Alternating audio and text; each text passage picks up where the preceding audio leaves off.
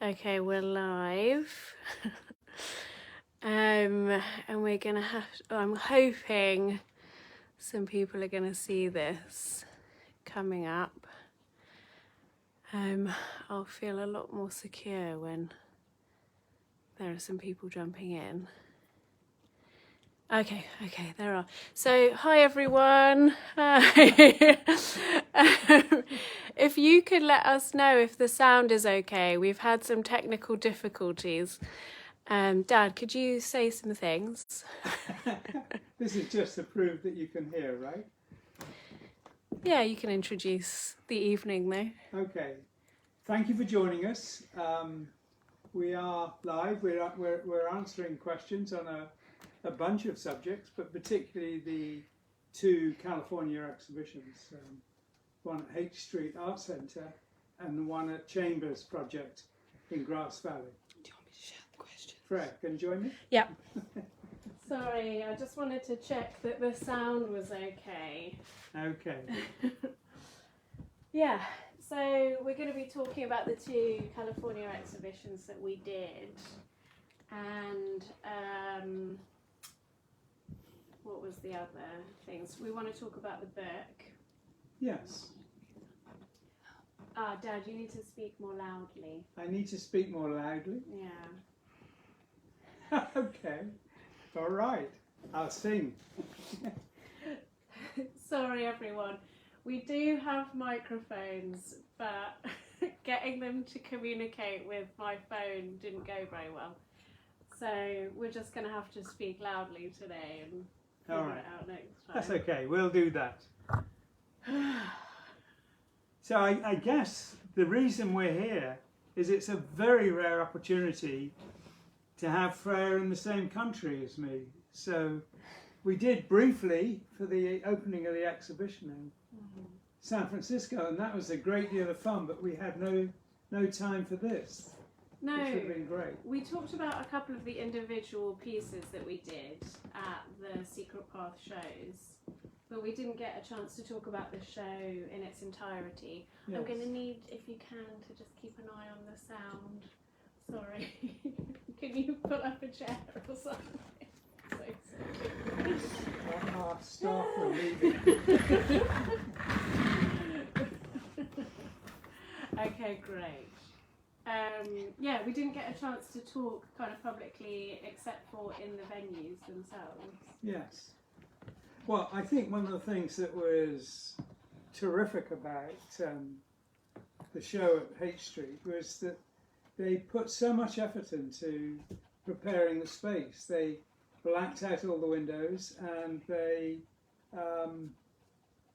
painted it very dark blue, which is what I'd asked for. And when an exhibition is hung against a dark colour, blue or black, it really makes the pictures jump out in a theatrical way. And it's brilliant. It's as if they're illuminated. It's like much more like watching a movie or something, because there's that huge amount of contrast. And my pictures are very often dark. And Freyja was amazed to discover that her paintings actually were iridescent. Fluorescent. Yeah, I do. I really like the colours in fluorescent paint, but I didn't know, I know it sounds silly, I didn't know what happened when you put them under a black light. And one of the technicians at the exhibition asked if I had one and said, have you seen these under a black light? And I said no, and he showed me and it was incredible. So we managed to put a lot of my pieces in particularly dark corners. Yes. And light them up. Yes. In fact, they changed completely. There's one painting in ordinary light and a completely different one under the ultraviolet. It was wonderful. And I suppose like a crime scene as well, there were little drips and drobs and blobs that I didn't notice in the final painting, that when the black light was on, came up. And our stars. But that they put it on a dark background was great, and it was wonderful when the show moved to Grass Valley that Brian did the back rooms black. We should probably start at the beginning though, like even just in terms of the title of the show, which was your title, wasn't it? That was your idea. Do you want to say a bit about why you decided on that title? The Secret Path. It was an idea we had for a show a long time ago, and it was an idea we played with for the third book. And in fact, we're doing a fourth book, and we're going to call it The Secret Path. But it was, pathways have fascinated me. It was part of my master's thesis at the RCA, how to choreograph a pathway. And I thought it also had a message about the creative process. So, yeah, it had a great resonance for me. And it was something that we kind of liked, the idea of doing something together as well, because, well, for me, why it worked for me, it wasn't my title, but it happened to work because a lot of my paintings were based on old myths and fairy tales, which usually have a journey, but definitely often have part of it that's a pathway, and so lots of my paintings featured that. But there were also aspects that we discussed in terms of a collaboration in time and space between the two of us in the UK and Japan, and sort of finding those connections between our work. I was much more coherent on that when I last talked about it. It's been a little while. It was August that we opened August. the show. Yeah, August. And we talked about it there. Yeah, half a year ago. Yeah. So the title of the show is The Secret Path, and the first incarnation of the exhibition was in San Francisco at the Haight Street Art Centre. Yeah, and there were some lovely people there, in particular a lady called Renee, who was just brilliant at hanging the pictures. At first I didn't realise what was going on because I had a clear idea how I wanted to hang them. And quietly, Renee used to come along and rearrange them, and I was of a mind to say, what's going on here? But what she did worked. It worked very well, didn't it? Yeah, it was fantastic. It was the first time I haven't had to hang my own show. Yes. And luckily felt like it was done better than I would have done it anyway. So yes. That huge, I would say, half the anxiety of doing a show is hanging it and making and producing it. And so I could completely relax at that stage, which was great. Yeah, they had some lovely people there. We must go back and visit them. Yeah, definitely.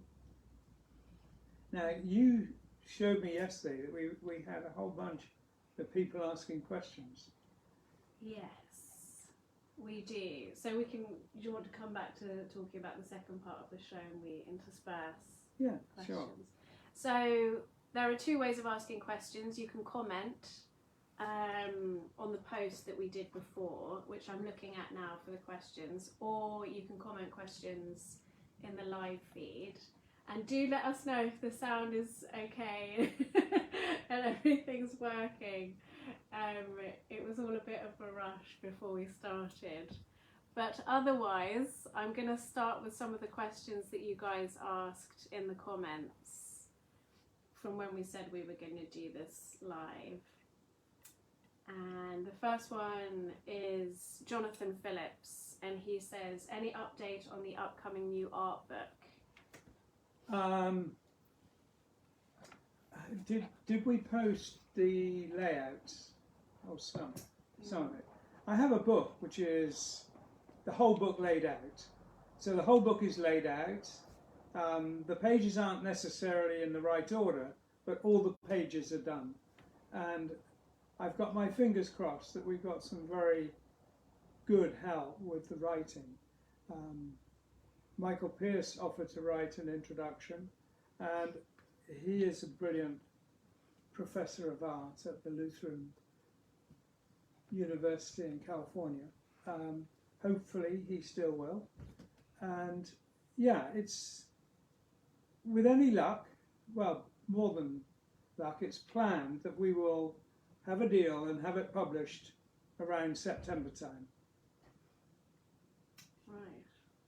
And the other side of that plan is that we will keep the title, The Secret Path, for the book, and we will extend the exhibition to put a lot more emphasis on prints and drawings. So the Secret Path exhibition is touring now. We'll give you an update about the next venues, but it's yes. So that will coincide with the publishing of the book as well. I was going to ask you before, but I kind of forgot to get you. You're distracted by watching yourself, aren't Yes. you? I'm thinking, who is that person? Good God. I've got the live feed open here so I can see your questions when they come up, but Dad's just watching himself on it. So is this a prop or is there actually no, there's tea in tea there? in there. Yeah, so I was going to ask you, I don't know if you'd be up for it, but maybe at the end, if it's possible, if we can show some of the pages of the layouts. Sure, yeah. Of the book for Yeah. everyone to have a look at. Because I think, like, when you're putting a book together, I don't know, my assumption would still be that a lot of designers and illustrators do all of the layouts on computer, but you have really beautiful drawings of how you want the layouts in your sketchbook. Thank you. Thank you for the little puff. When I get comfortable, I'll be more real with you. Let's make sure you don't get comfortable. But I thought that would be really cool if we can show some of those. Sure. The second part of Jonathan's question, and I thank you for asking, Jonathan, is has Freyja thought about an art book as well? Yes, I definitely want to do that. There are two things that I've been waiting to come in conjunction with each other. One is having enough work and enough things to say about it to fill a book, and the other is working with a designer who I knew in Tokyo. Well, I know him and I was in the same company, and he's designed sort of smaller catalogues for me before, but he always does such a beautiful job. But I left Courtyard, and so now I'm going to have to find a way of paying him, not relying on him to do professional favours. So I've got to save up a bit for that and get all my bits together. But I'm definitely aiming to do a book for two reasons. I want all of my artwork in one place, but I want to write down my interpretations of all of the stories that I've used as inspiration as well. Because they all change while you're painting, I think. Are you seeing new questions come up? Somebody wanted to know if Roger was portrayed in the new Tetris film. Are you, Dad, going to be in the new Tetris film? Well, firstly, I shouldn't think so, because I only met those guys after they secured the rights. So I started designing the Tetris logo after that period. So I would say no.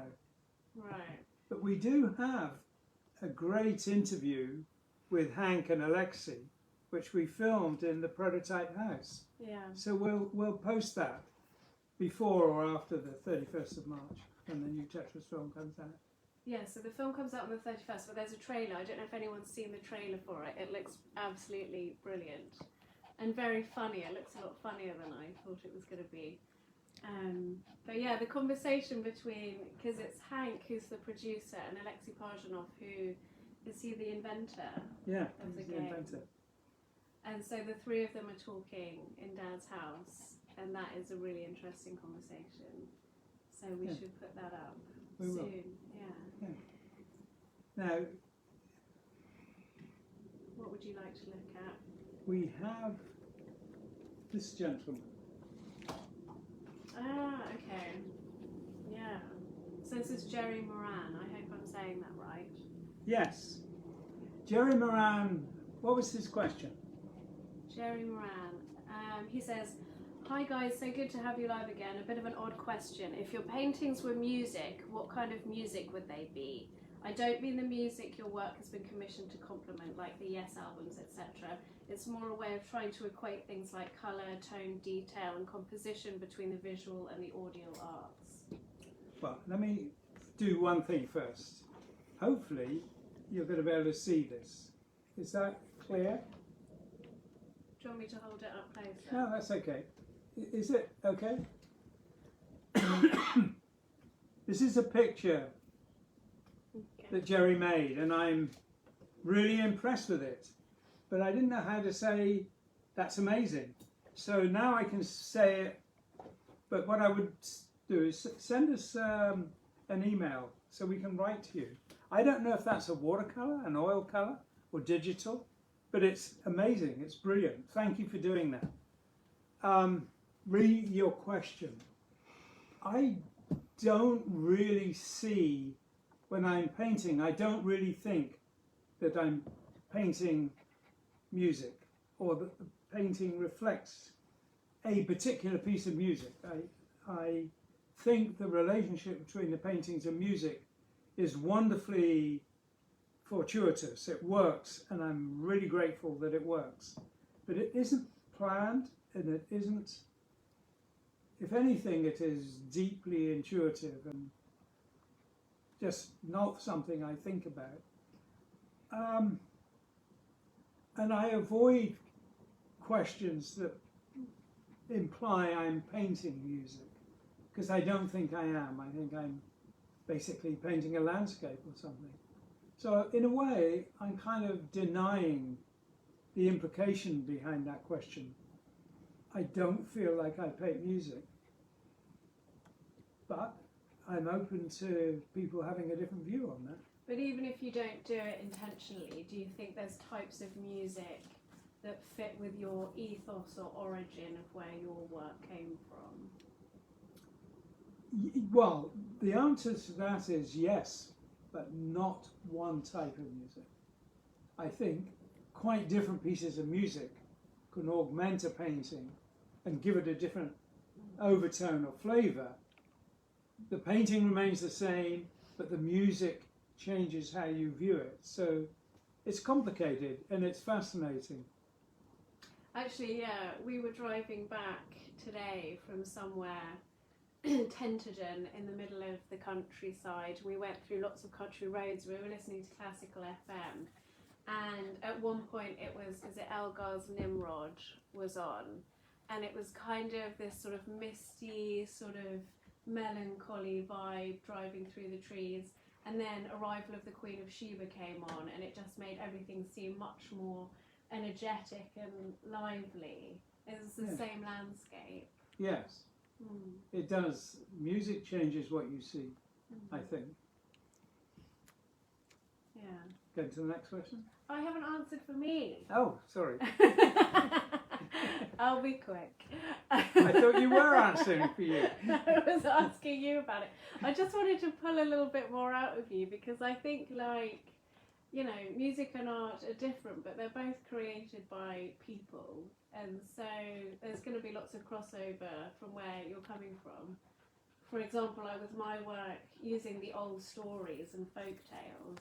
Yeah. And so if I was thinking about music, that would closely relate most to like folk music that has all of the and similar stories as well. And maybe I have painted some stories that have come from folk music.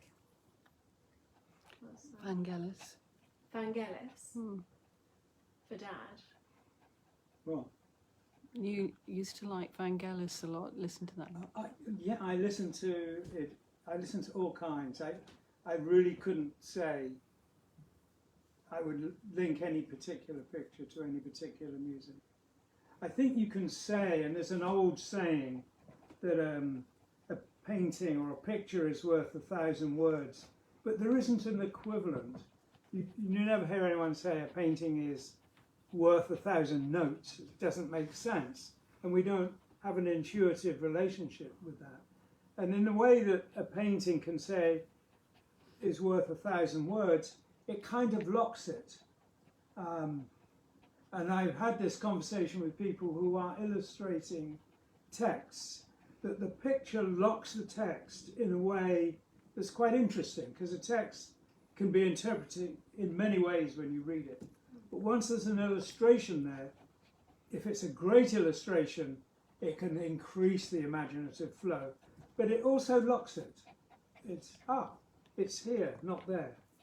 So that's a painting going with words, but with music, it doesn't lock it. It just flavours it, and vice versa. The music flavours the perception of what you're seeing visually. And smells too, like with smells. I'm saying that because I'm only saying that because I'm here, and it's always like a long time since I've been here, and when I come back home to England, I'm hit with all these smells that just bring all of these memories back that I'm really not prepared for and don't anticipate. And depending on where and when they hit, it's a different effect. You better explain more, because it sounds a bit ominous. Oh, daffodils, bluebells, hyacinths, things like that. You don't get that in Tokyo? No, we don't get that in Tokyo. There's very little nature smell at all in Tokyo. So even mud and grass, those things. And it makes, the landscape, what you see, so much more kind of impactful emotionally, having that element as well. Yeah. And if the wind is from the northeast, it's not only colder, but it has a strong scent of a herd of cows that are just like that. That's the country for you. Okay, do you want to, should we go to another question? Yeah. So this hasn't got a question mark over it. Should we come back to that one? Wait, go for it, because I don't want to move the camera.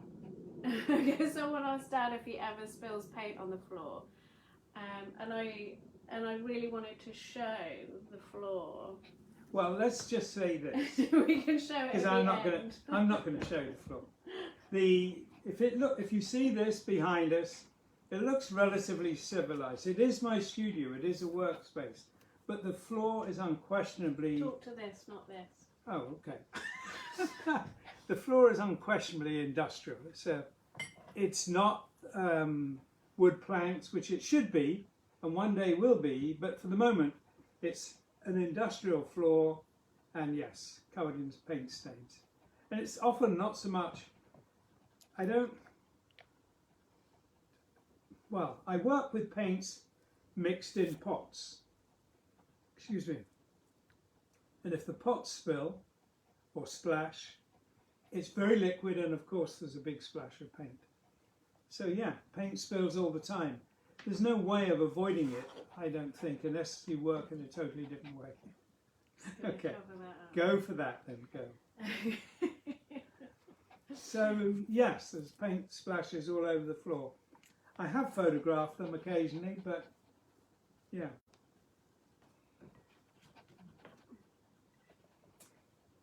But that's how you'd start a lot of your paintings as well, though, is by putting the canvas on the floor. And splashing paint on them. So a lot of the splashes on the floor have a hard edge. Yes, because that was a canvas, and paint being splashed over a canvas.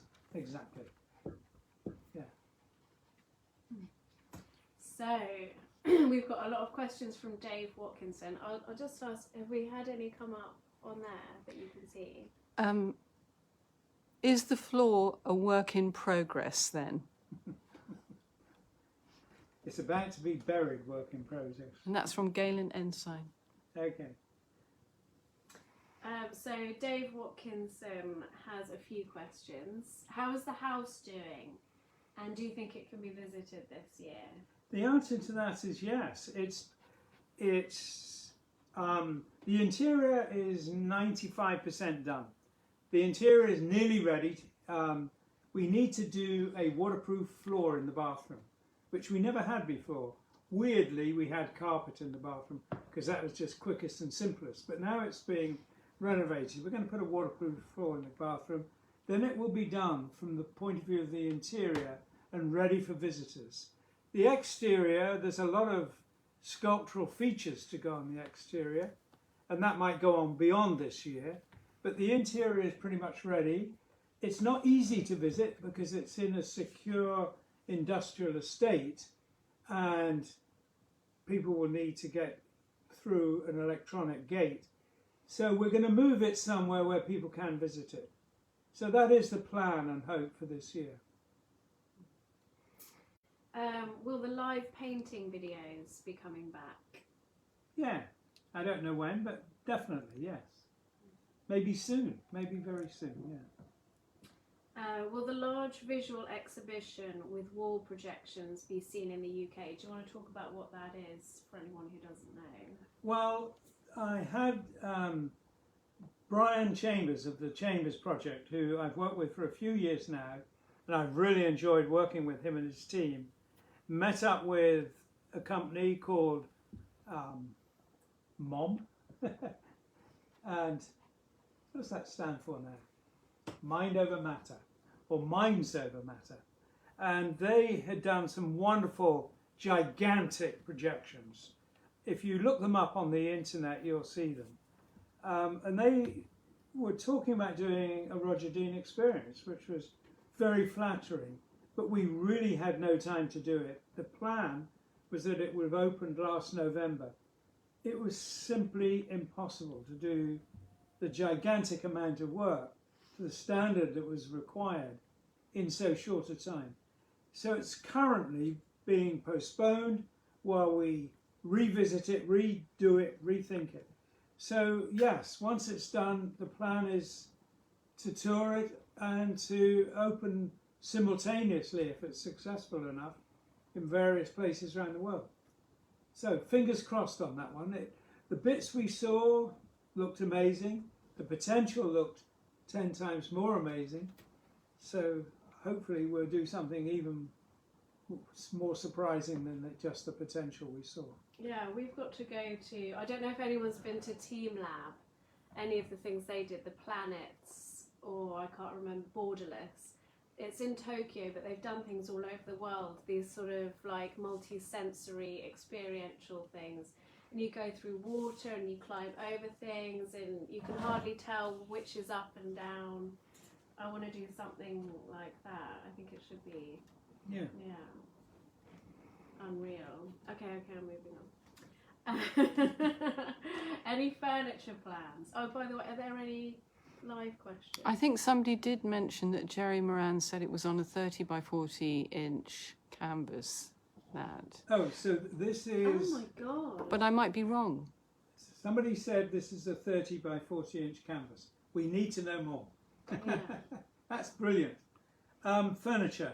Well, our plan, and it's every time I've spoken since 1975, I've said my plan is next year to build something.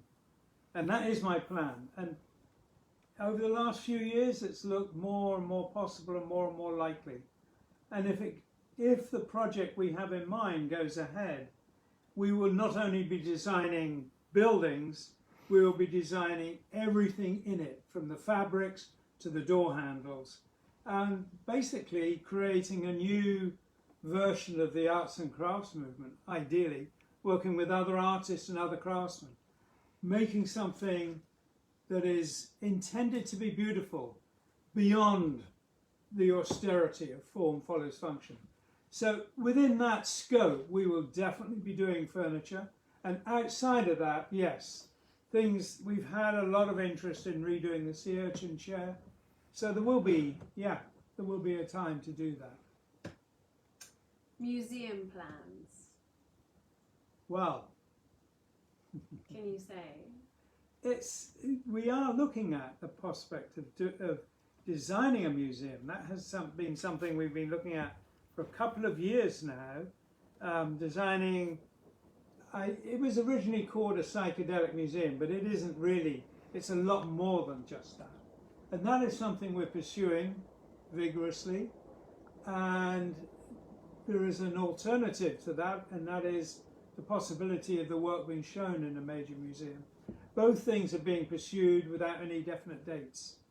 So, yeah, both things that we are addressing right now. We were asked a question, is there any chance that you might do a signing in Lewis? Somebody from Seaford was asking. signing in Lewis. Do you sign anything in Lewis? I don't have any plans for that, but Trading Boundaries is only 12 miles from the centre of Lewis. So I will be doing a live painting, actually live, not just on screen, but actually in their restaurant area. We haven't fixed the date, but it'll be in beginning of April, I think, is something that Michael has suggested. So yeah, we're looking to do that. Trading Boundaries. We'll be announcing it on the website, so it won't be a secret, and it is only 12 miles. And apparently there's buses now. There weren't for years, but now there's buses. We saw a sneaky new bus stop on the way out there the other day. You should do a bus cover. We should, yeah, but we have to be asked. Can't just plonk them in the road. Just paint it. Okay. Are there any? Okay. So James Latter asks, are you ever coming to Los Angeles or Southern California?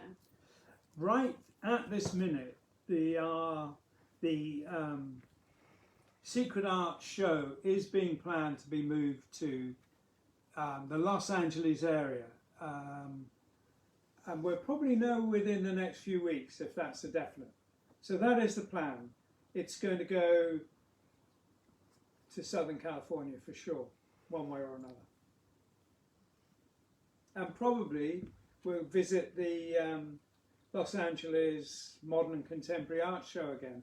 We had a lot of fun there just before COVID. In fact, it was just before COVID, wasn't it? They were closing the flights when you arrived. Yeah, and I remember being quite anxious because my manager was Japanese, and there were all these reports of like Asian people being attacked, and I was kind of worried for her because I remember that was at that point. Yeah. And she was fine and everything was great, but yeah, maybe like a week later. Yeah, it wouldn't we have happened, couldn't would have gone. Yeah. Okay. So Julie Good News, if that's your real name, that's amazing, asks, will you announce the title of the new Yes album? That's not for me to announce. That's up to the band to announce it. And even if I did, I'd probably get it wrong.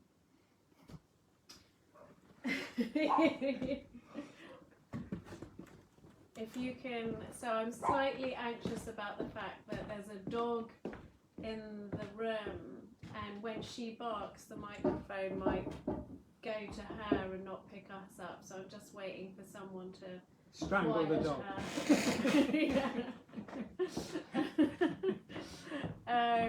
Okay, so this question, Eugene Maria, at what point in your life did creativity truly beckon you onwards your path? Is there a point where creativity became more a part of your life? Was there a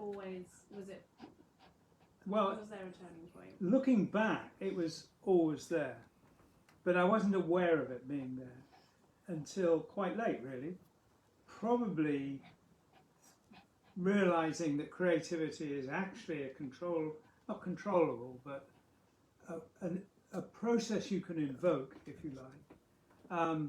That was something that I became aware of actually after I'd finished 7 years at art college. It was after all that, and I suddenly thought, right, this is what I do. But I wasn't thinking that when I was learning to draw. When I was learning to draw, that was a physical skill I was acquiring. What I was drawing, that was about creativity, and I was not aware of it until looking back and thinking, oh, okay, that's what I was doing. But I wasn't aware of it until quite late, I would say. I typically mark the point when I suddenly get the insight that this is a process, an observable process, was when I was with Ramesses. And I had always been asked, always, going back to my childhood, where do you get your ideas from? And I never knew, I never had a clear answer to that. And what's worse, I never really thought about it. But when I was talking to Ramesses about his album cover, and a journalist joined us to interview him, and asked him, Ramesses, where do you get your ideas from? He said, well, when I'm quiet and I'm sitting like this, they come from over here. And we all laughed, and I laughed, and I also thought, by God, that's exactly how it feels. You give them space and they come. So from that moment, I became very self-aware of the creative process. But it was late, and it was certainly not the first time I was doing it. I was doing it way back, but I wasn't aware of it. Then I became aware of it. I think there's also like, oh, Somebody asked, are you going to do the next T. Span Lear album are cover? you going to do the next T. Span Lear? I hope album so. cover? I hope so, yeah. If he asks me, I definitely will, yeah. I think Martin has asked me, so I better check my emails about that. Okay. Yeah, what was how do you feel about the creative process? Well, I just thought that was like interesting, you taking up the idea that it's something that you're doing without noticing and then look back and realise you've been doing it.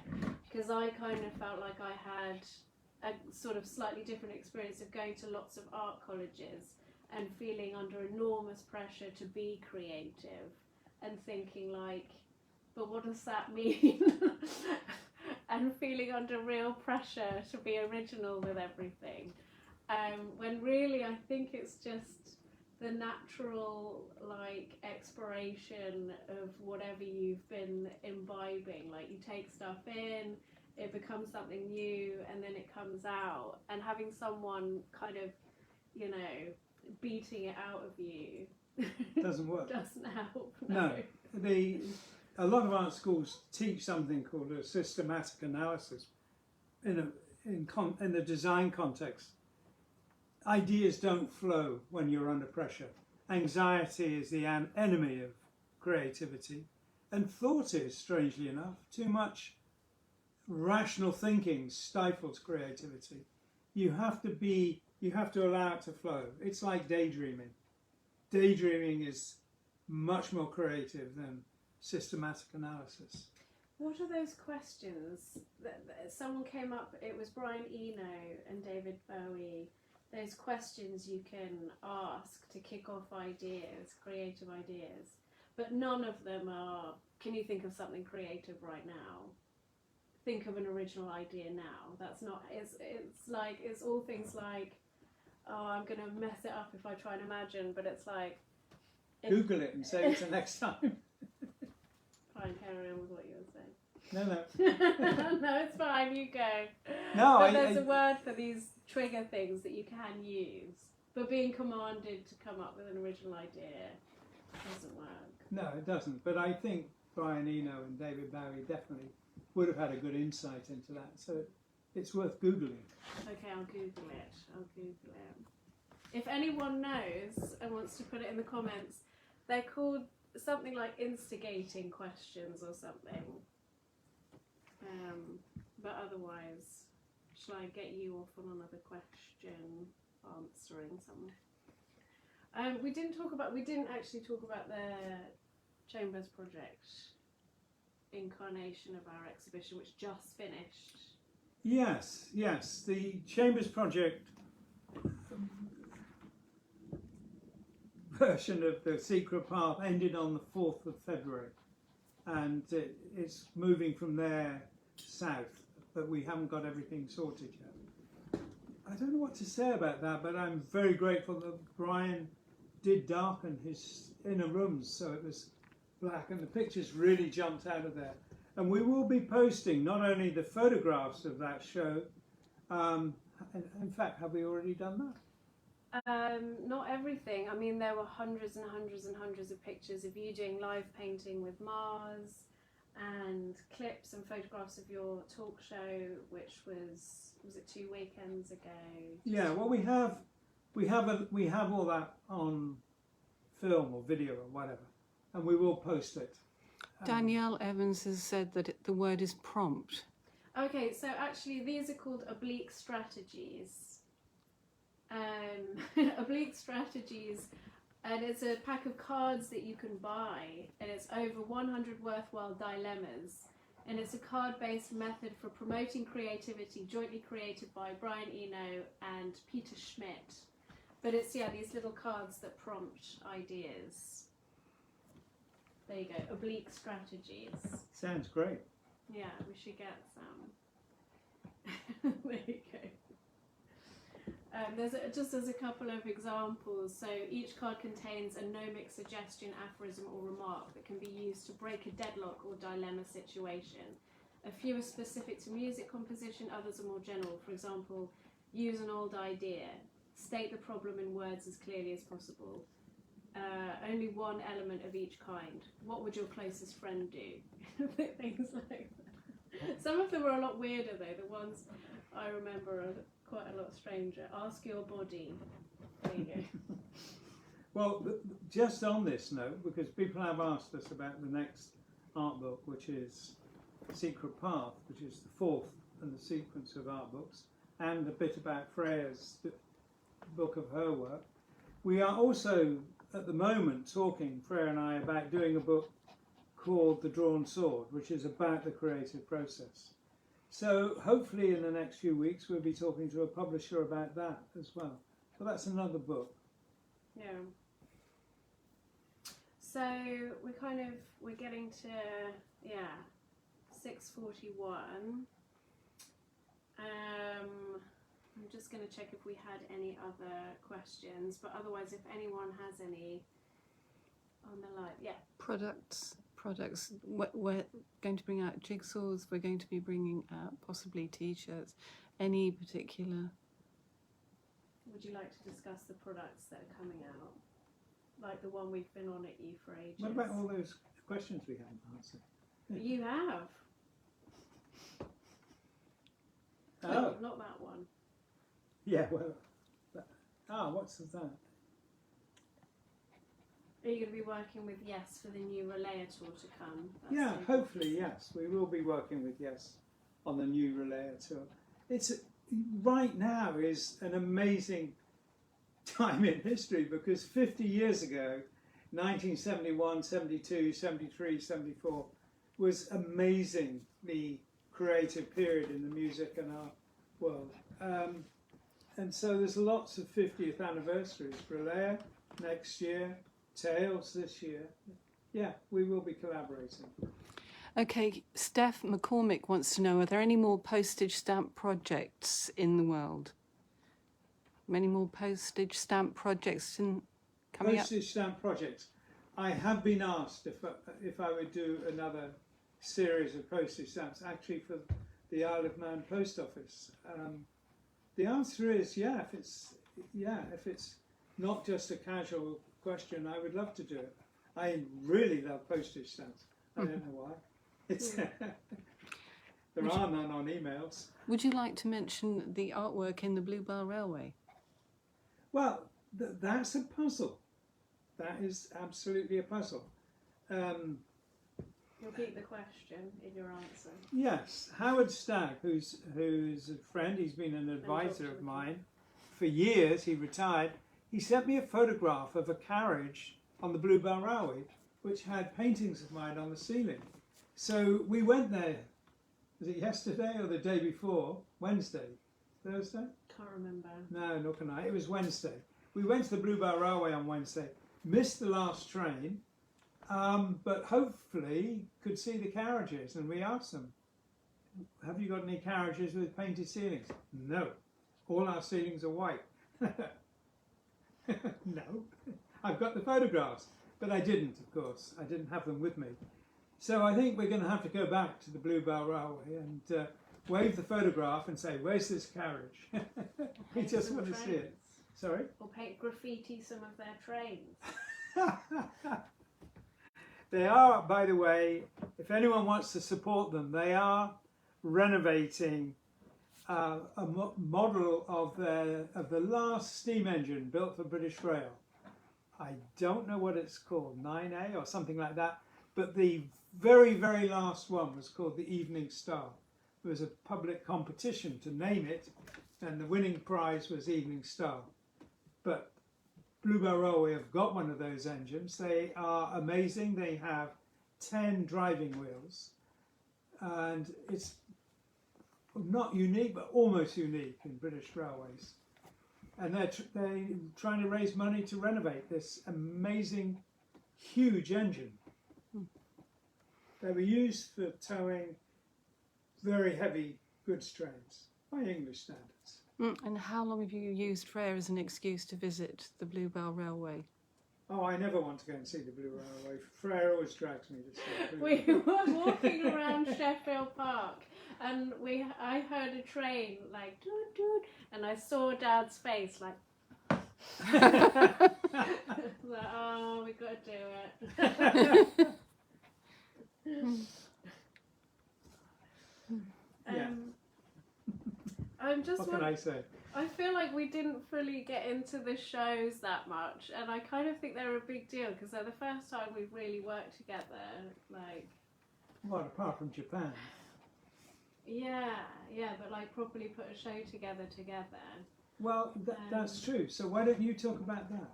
Well, maybe we're going to have to eke this out over a couple of chats because I don't want to strain people's patience. But also, I think it is a conversation in itself, doing those two shows together. But really what I wanted to do, and I'm going to try and figure this out, none of us are very techie, but I really want to get the green screen up so we can show pictures from the exhibitions. But there will be lots of pictures on Dad's Facebook, and maybe we can make a special album or something of pictures and videos from the exhibitions. That one of the things that we did post, I think, is, and maybe we'll have to if we didn't, is there are websites, because the whole exhibition was photographed 360, where you can walk through it virtually and see the show. I want to know, did you know whether or not it was going to work before it went up The show? Did we as know a the show? combined exhibition? Is that somebody's question? Yeah. Well, that was an interesting thing because, to me, Freyja didn't know what picture she was going to put in. Basically, because at a previous show, she sold everything, except for one piece that I bought. Well, she sold everything. I bought one because I didn't want it to go. So all we knew about what Freyja was going to exhibit when we started this process was this one painting called Ostara. And so she didn't know what it was going to look like, what it was going to look like. But the museum itself had an association with this 1960s psychedelic movement. It was largely inspired by that and all those psychedelic artists, Rick Griffin, Mouse and Kelly, Victor Moscoso, all those guys, Wes Wilson. And the thing that was interesting to me was Ostara kind of fitted the psychedelic ethos much more than my work did. I didn't think my work was really psychedelic in that sense. And yet these paintings of Freyja's were. So I was interested to know how that side of it would develop. But I thought we could choreograph the stories with the paintings. I didn't think it would be a big issue. I don't know. What did you think? I kind of liked the idea of where the show was going to be, because I was making the artwork in Tokyo and sending it to San Francisco, and so I knew and felt comfortable doing really big, crazy, colourful stuff. There wasn't a place that didn't fit for it. Yeah. And I didn't know. What I would say though that hugely helped was, I don't know if anyone knows the artwork of someone called Hiroshi Senju. I went to his incredible museum in Japan, and that was a huge kind of moment for me of seeing, someone doing what I wanted to do, not in as much Technicolor, but Tokyo was a really good place to get inspiration for a San Francisco show, I think, because you've got your Yayoi Kusama and all of the street art. So I felt like it would fit in there. And in terms of the stories and things, I knew that would work between our work. Yeah. So basically, both of you being quite influenced by Japanese art, would that be fair to say? Well, we would be influenced in totally different ways. My influences came really more from Chinese art in the origins. When I first started thinking I wanted to design the future, I was 12 years old and living in Hong Kong. So what I was seeing was not Chinese landscapes per se, because Hong Kong isn't like those amazing watercolours, but those amazing watercolours were everywhere in Hong Kong. And they were fabulous and they were very inspirational. And I love them. So they were influential. But when I was young, climbing in the mountains, I did climb all over Hong Kong and walk all over Hong Kong. Pretty much every weekend I would be hiking. And we walked sometimes for 2 or 3 days. And we were very young then too. I say we because I was with friends and we were 12, 13, I was 14 when I came back. So for 2 years, walking all over the new territories, it was amazing. But when I came back to England, I started climbing in Wales and Scotland. And that was much more like the dreams that I was having of the mountains and the mists and the trees. So a mix of direct influence from Scotland, say, and the artwork in Hong Kong, and then the incredible power of Japanese design in art. When I started seeing Japanese woodblocks, I was awestruck by the quality of the design of it. There wasn't that same attempt to be realistic as in Western art, but it was mind-blowingly beautifully designed. So yeah, hugely influential. Sorry, Fred, I answered that first. You've done the opposite. You've lived there, so you've been wrapped up in Japanese art for 8 years. Yeah, and all I would say about it really that has definitely probably benefited me the most, and I probably shouldn't say it, is there's a really small market for art in Japan, like that mid-range buy it because you love it and put it in your house level. So in a way, I weirdly think that that's made it an environment for a lot more freedom for artists because there aren't institutions that they have to fit into or get in with. So everyone just does mad stuff and whatever they want to do. And it's a shame there's not more of a kind of economic infrastructure for them to fit into. But I think if you only have people doing it because they love it, then you kind of get a lot of very exciting things happening. Well, there are So patrons of crazy. the arts there. And Japan, because they don't do traditionally murals, they do screens. So their big art is folded up. And the rest is relatively small, isn't it? The prints are relatively small. There isn't really a culture of putting artwork on your walls. There's putting it in something called a tokonoma, which is the small alcove. And yeah, you have the screens and the walls, but that's how it kind of fits into traditional living space, but in contemporary living space, everyone's renting, you can't put things on the walls. So artists really just have to do whatever they want and hope for the best. And I think in a way that gives them a lot more freedom. I brought your sketchbook. I didn't notice. In case you want to show some of the layouts for the... Well, this sketchbook is essentially the new book. And I'm only showing this page because it's got a very Chinese influenced silhouette there. But this is basically how the book is. You know, it's how I do it. And it's... Pick a page and I'll hold it up close then. Well, let's go back. Oh, I'm going to show those in a minute. This is. I'm going to show that. So is this visible?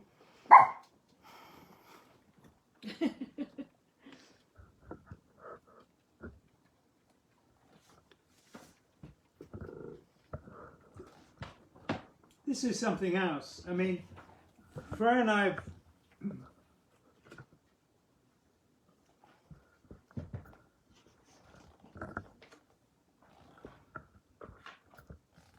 I'm just doing this at random.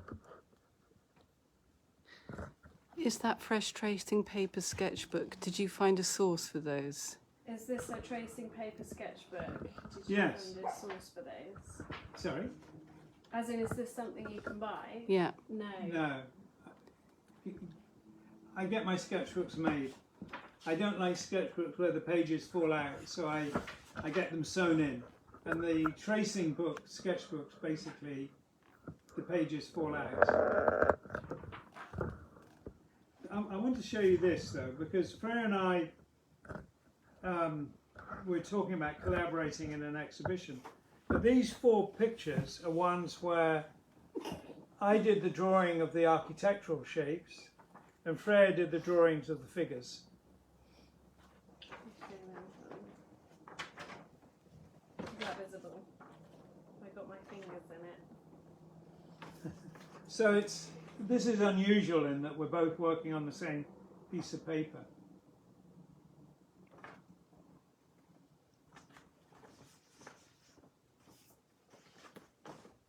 Oh, they look good on the screen. Okay. So It's been a bit of a hodgepodge, hasn't it? been a bit of a hodgepodge. I guess we'll talk more about the exhibitions and where, especially when we know dates. That would be a good time to revisit that, but we'll probably revisit it before. And read the question about furniture, and if we build one of these buildings that I talked about, that would definitely be another collaboration. I can see that if I'm doing the building, I might persuade Freyja to do the fabrics. She might decide that it's better if she did the building and I did the fabrics. Yeah, I'm hoping we'll collaborate in the future.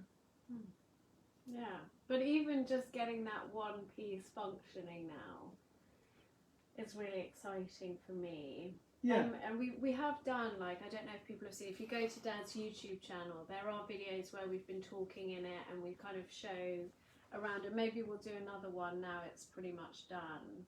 Yeah. Yeah, restoring that was a lot of fun because it had been outside for 30 years plus. And the floor was not made of marine ply. It was just ordinary ply and it had rotted away. So that was quite spooky, wasn't it? Because you could stamp on the floor and your foot would go right through. Into the beehive that was underneath. Into the beehive that was between the skins. That was moved, not destroyed. Yes, the beehive was rescued by a bee specialist who took it to a new home. Yeah, so we started in a bit of a flurry, had to catch up on a lot of stuff, haven't got into anything massively deeply, but I think that's the main point that's caught up on, isn't it? Yeah, we'll revisit it before Freyja goes back to Japan. Yeah, but thank you to everyone who put some questions in, that's brilliant. And if you've asked questions on this, or want to put in for the next one, I hopefully get to do another one before I go back, then we'll put those down as well and ask those if you've got more questions. Can we say next Friday? I don't think we can.